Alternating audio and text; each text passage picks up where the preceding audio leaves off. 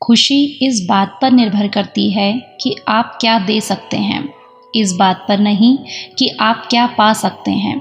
दोस्तों, लक्ष्य प्राप्ति के खातिर दर बदर भटकना पड़ जाता है। कभी कभी सुविधाओं का भी त्याग ज़रूरी हो जाता है। मंजिल हासिल करने के लिए कांटों पे भी चलना पड़ता है। सुविधाओं का फिर त्याग करके संघर्ष में जीना पड़ता है। ये त्याग ही तो एक दिन सबको काबिल इंसान बनाता है। सुविधाओं का वो त्याग ही तो सभी हालातों में जीना सिखाता है। हाँ दोस्तों, ऐसी ही कुछ मोटिवेशनल लाइंस हम सभी के जीवन को बदल सकती हैं। तो स्वागत है आप सभी का मेरे मोटिवेशनल चैनल प्रिया गुरुकुल पर, जहाँ मैं आपको मोटिवेट करती हूँ आपके लक्ष्य को सरलता से पाने के लिए with the help of stories. So दोस्तों, आज की हमारी स्टोरी है त्याग की ताकत। बहुत समय पहले की बात है। एक नगर में एक सोहम नामक बालक रहता था। बचपन में ही उसके माता पिता उसे छोड़ गए। वह खेतों में काम करके थोड़ा पैसा कमा पाता और अपना जीवन चलाता था। काम करके घर आकर वह अपनी रोटी स्वयं बनाता और ऐसे ही संघर्षपूर्ण जीवन जीता। एक दिन उसने अपने लिए इसी प्रकार 4 रोटियां बनाई, पर ये क्या, वह हाथ पैर धोकर वापस आया तब देखता है 3 ही रोटियां बची। इस प्रकार एक दिन हो तो ठीक है, पर रोज़ ही एक रोटी गायब हो जाती।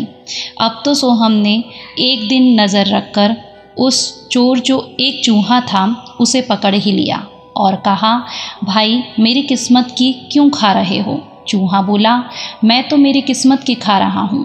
सोहम बोला, भाई मैं अपने जीवन से पहले ही बहुत परेशान हूँ, ऊपर से अब पेट भर खाना भी न मिले तो मैं क्या करूँगा? न जाने मेरे जीवन में खुशहाली कब आएगी।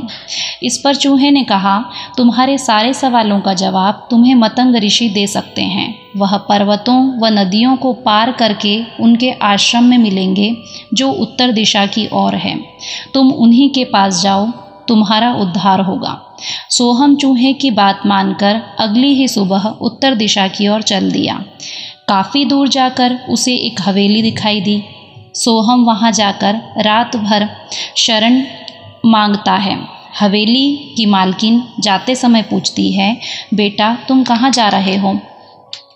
सोहम जवाब देता है कि मैं मतंग ऋषि के आश्रम जा रहा हूँ। मालकिन कहती है, बहुत अच्छा, उनसे मेरे एक प्रश्न का उत्तर मांग कर लाना। मेरी 20 साल की बेटी है जो अत्यंत सुंदर है, पर सर्वगुण होने के बाद भी अभी तक वह एक शब्द नहीं बोलती। उनसे पूछना वह कब बोलेगी। और ऐसा कहते कहते मालकिन रो पड़ी। सोहम बोला, जी आप परेशान ना हो, मैं आपके प्रश्न का उत्तर जरूर लेकर आऊँगा। रास्ता बहुत लंबा था। इसी प्रकार कुछ दूरी पर उसे एक तांत्रिक मिला। उसने भी यह जानने पर कि सोहम मतंग ऋषि के पास जा रहा है, अपना प्रश्न पूछा कि मतंग ऋषि से पूछिएगा कि मेरी तपस्या कब सफल होगी, मुझे ज्ञान कब मिलेगा। सोहम को उस तांत्रिक ने उसका सफ़र सरल बना देने का वादा किया। अब आगे जाने पर तांत्रिक ने अपनी विद्या से सोहम को पहाड़ पार करवा दिया।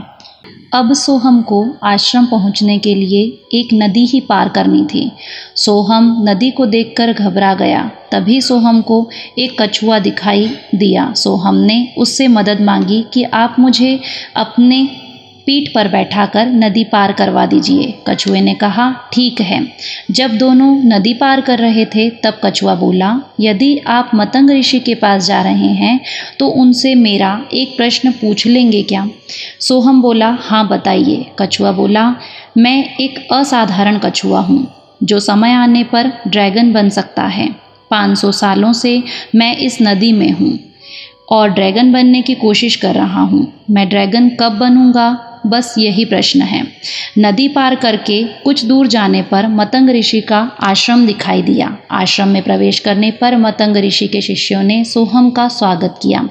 संध्या समय ऋषि ने सोहम को दर्शन दिए और कहा, मैं तुम्हारे किन्हीं 3 प्रश्नों का उत्तर दे सकता हूँ, पूछो। सोहम असमंजस में फंस गया। वह अपना प्रश्न पूछे या उसकी मदद करने वाले मालकिन, तांत्रिक और कछुए का। वह प्रश्न तो अपना पूछना चाहता था, पर उसने सोचा कि उसे मुसीबत में मदद करने वाले लोगों का उपकार नहीं भूलना चाहिए। उन लोगों से सोहम ने उनके प्रश्नों के उत्तर लाने का वादा किया है।